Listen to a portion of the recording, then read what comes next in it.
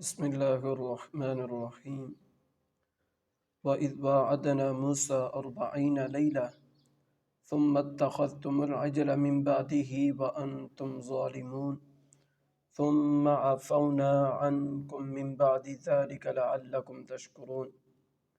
ترجمہ کنز العرفان۔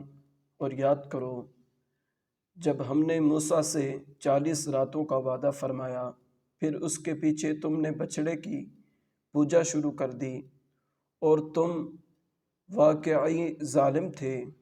پھر اس کے بعد ہم نے تمہیں معافی عطا فرمائی تاکہ تم شکر ادا کرو۔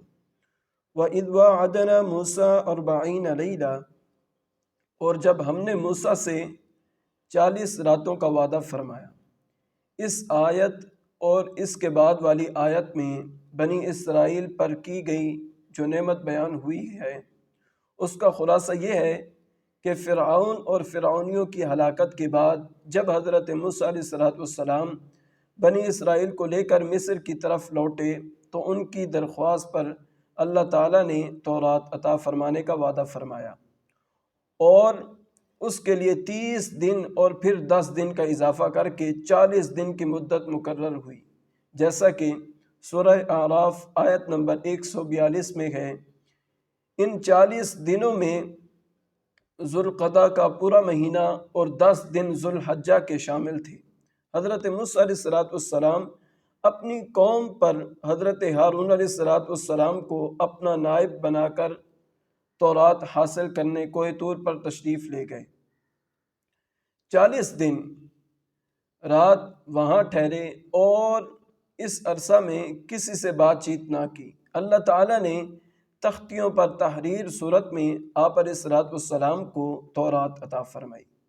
دوسری طرف سامری نے جواہرات سے مزین سونے کا ایک بچڑا بنا کر قوم سے کہا کہ یہ تمہارا معبود ہے۔ وہ لوگ 1 مہینے تک حضرت موسیٰ علیہ السلام کا انتظار کرنے کے بعد سامری کے بہکانے سے بچڑے کی پوجا کرنے لگے۔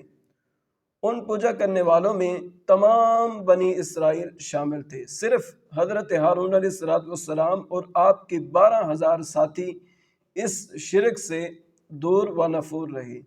جب حضرت موسیٰ علیہ السلام واپس تشریف لائے تو قوم کی حالت دیکھ کر انہیں تنبیہ کی اور انہیں ان کے گناہ کا کفارہ بتایا۔ چنانچہ جب انہوں نے حضرت موسیٰ علیہ السلام کے بتائے ہوئے طریقے کے مطابق توبہ کی تو اللہ تعالیٰ نے انہیں معاف کر دیا۔ ان مرتد ہونے والوں کی توبہ کا بیان آیت نمبر 53 کے بعد آ رہا ہے۔ تو خود بھی اس ویڈیو کو دیکھیں اور زیادہ سے زیادہ شیئر کر دیں، صدقہ جاریہ سمجھ کے۔ اللہ تعالیٰ آپ سب کا اور میرا حامی و ناصر ہو، ہم سب کی دنیا اور قبر اور آخرت کو اچھا بنائے۔ وما علینا